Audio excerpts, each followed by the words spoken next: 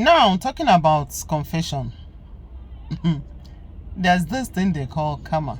It comes in different ways, but most times we don't see it. And when karma is happening, or when karma is at work, people don't see it.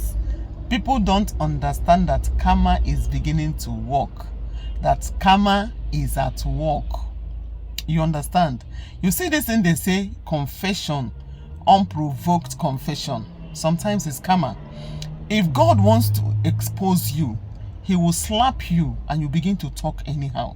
And before you know it, you will by yourself vomit some kind secrets that people are not supposed to know about you. You begin to talk about things that nobody asked you, because it's like a burden in your heart and you must release that burden. If you have not unburdened the burden, you will not have peace of mind. Listen, let me tell you what happened.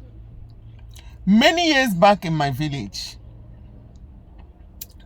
there was this man that the whole villagers know him as a very bad and dangerous man. That man was a killer. He was a buyer. He buy every Dick and Tom. I remember those years. This thing happened when I was little. We used to go to the man's house, to peep and to listen to his confession. The man was actually confessing to how many people he has spied in this life, to how many people he has destroyed in this life, to how many people he has used jazz to stagnate their lives. He confessed to so many things. That man, if he sees you now that you are a young guy, you're doing well, or you married a beautiful woman, it's enough for him to go to Ibwenga, where he normally goes to get his jazz, and come and destroy you as a man, just to make sure that he takes that woman from you, or that he knocks that woman. That is the only reason he will take you away. He doesn't come to approach a woman. He will make you will find a way to come to him. He will take away that thing that gives you joy, so that you will be stranded, and he will take you away.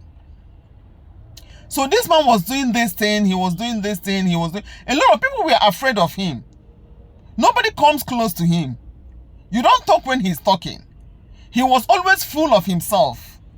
So those years, we were all warned not to come close to this man. But remember, my dear sisters, the day this man was about to buy, that was when he confessed all the evil things he did in this life. He confessed from the beginning to the end. This man himself, this kind of jazz that people will tie their life somewhere they will never buy. That was the kind of jazz that man did. No matter what you do, you cannot jazz him, because he don't go tie himself somewhere. Then, when death come, and he became old, and became sick, he suffered all kinds of sicknesses. There is no kind of sickness that man did not suffer. I am telling you guys that there's what we call karma and repercussion. When God wants to deal with you, you don't even need anybody to force you to talk. You will use your hand to talk. So that man's sickness came upon that man. He started, from leprosy to protruded belly, then like his tummy becomes so protruded. He has leprosy. So many, all those dangerous sicknesses befell that man. The man was alive and was praying for death to come. Death refused to come for that man. He was praying and asking God to take his life. This thing I'm telling you happened I know I was a little girl then, but I can tell you for free that I know every damn thing. Because I used to be around elders when they used to talk.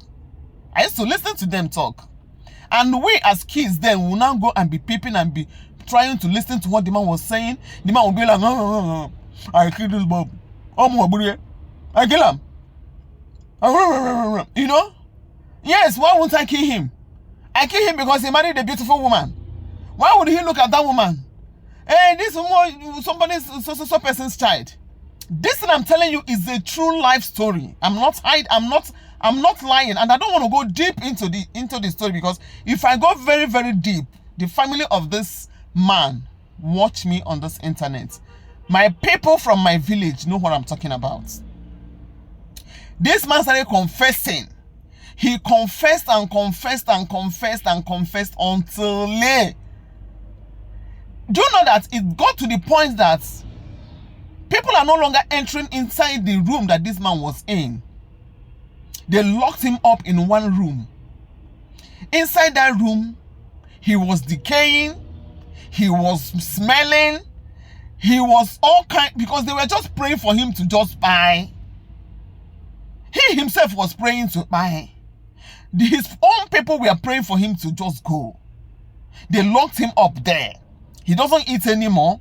Someone that has not been eating, and yet he was still alive. He wasn't eating and he was alive.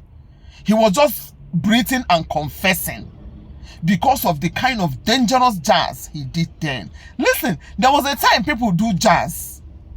There was a time people do competition with jazz. And those days, this kind of people, I don't know where they go to get the kind of jazz they use. The man did a lot. He confessed and confessed and confessed. Do you know the man could not breathe, as in his breathing could not end until he confessed all the things he has done to people. From the beginning to the end, he confessed before he died. When he died, the people in the village were jubilating.